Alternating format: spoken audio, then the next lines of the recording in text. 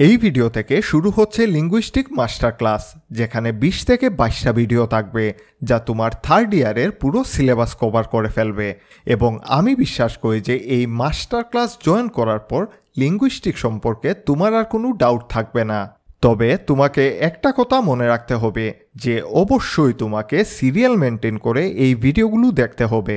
Randomly দেখলে তুমি হয়তোবা টপিক নাও বুঝতে পারো। তাহলে আর কথা না বাড়িয়ে আজকের টপিক শুরু করা যাক। আজকে আমরা জানব লিঙ্গুইস্টিক্স এবং ল্যাঙ্গুয়েজের মধ্যে সম্পর্ক। এরা আসলে কি বস্তু বা আরও হাবিজাবি জিনিস।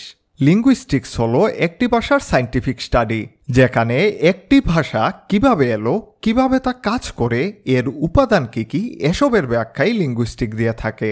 সোজা কথায় বলতে হলে linguistics is the scientific study of human language, বা বাংলায় বলতে গেলে একে ভাষাতত্ত্ব বলা যায়।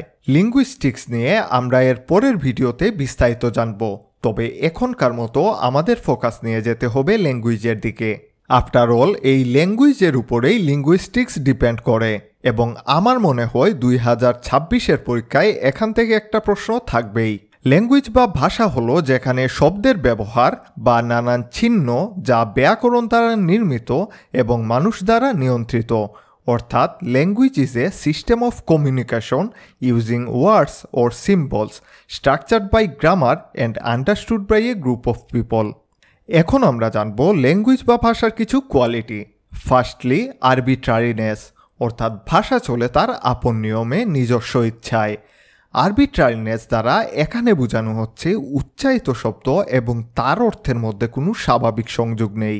যেমন কুকুর শব্দটা আসল কুকুরের সাথে কোনো মিল রাখে না, অর্থাৎ কুকুরের পা 4টা এবং তার গায়ে লোম, কিন্তু কুকুর শব্দ ওই প্রাণীটিকে ফিজিক্যালি রিপ্রেজেন্ট করে না। উচ্চারিত শব্দ কুকুর এবং সেই শব্দ দ্বারা নির্দেশিত প্রাণীর মধ্যে কিন্তু কোনো ধরনের সম্পর্ক নেই। সহজভাবে বলতে হলে ওয়ার্ড এবং তার মিনিংয়ের মিল না থাকা। আরও সহজ করার জন্য আরেকটা উদাহরণ দেই। কুকুরকে কিন্তু ভিন্ন ভিন্ন শব্দেও প্রকাশ করা যায়, যেমন ইংরেজিতে ডগ, বাংলায় কুকুর বা হিন্দিতে কুত্তা। ভাষার এই ফ্লেক্সিবিলিটিকেই আরবিট্রারিনেস বলে। ভাষার দ্বিতীয় কোয়ালিটি হলো ডুয়ালিটি। ভাষা আসলে দুটি স্তরে কাজ করে, ধ্বনি এবং অর্থ। যেমন পি এবং টি ধ্বনিগুলো এককভাবে কোনো অর্থ প্রকাশ করে না, তবে এই পি এবং টি এর মাঝখানে যদি আমি ই ঢুকিয়ে দেই তাহলে এটি একটি অর্থবোধক শব্দে রূপান্তরিত হবে, অর্থাৎ পেট বা পোষা প্রাণী।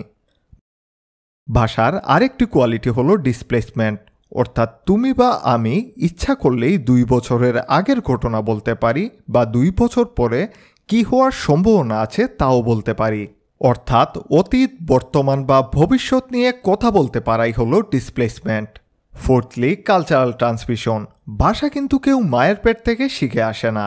একজন মানুষ সমাজের মধ্যে থেকে সামাজিক যোগাযোগের মাধ্যমে ভাষা শিখতে পারে। অর্থাৎ ভাষা এক প্রজন্ম থেকে পরবর্তী প্রজন্মে সঞ্চারিত হয় এবং সংস্কৃতিভেদে ভাষার রূপ পরিবর্তিত হয়। Fifthly, language is universal but unique. এই দুনিয়ার প্রত্যেকটা কোণায় কিন্তু কথা বলার ভাষা রয়েছে, তবে সেসব ভাষা কিন্তু এক না। কোথাও জার্মান, কোথাও ইংলিশ বা কোথাও হিন্দি বলা হয়, আবার আমাদের এখানে বলা হয় বাংলা। অর্থাৎ স্থানভেদে ভাষা তার রূপ পরিবর্তন করতে থাকে। সিক্সথলি, ল্যাঙ্গুয়েজ ইজ হিউম্যান, অর্থাৎ মানুষই কিন্তু একমাত্র ভাষার মর্ম বুঝতে পারে।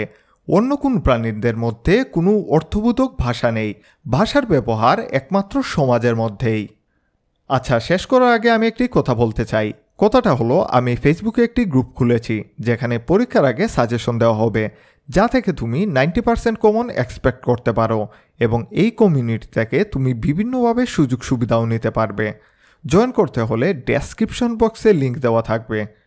শেষমেশ এর পরের ভিডিও কিন্তু থাকবে লিঙ্গুইস্টিক্স এবং এর ব্রাঞ্চ নিয়ে।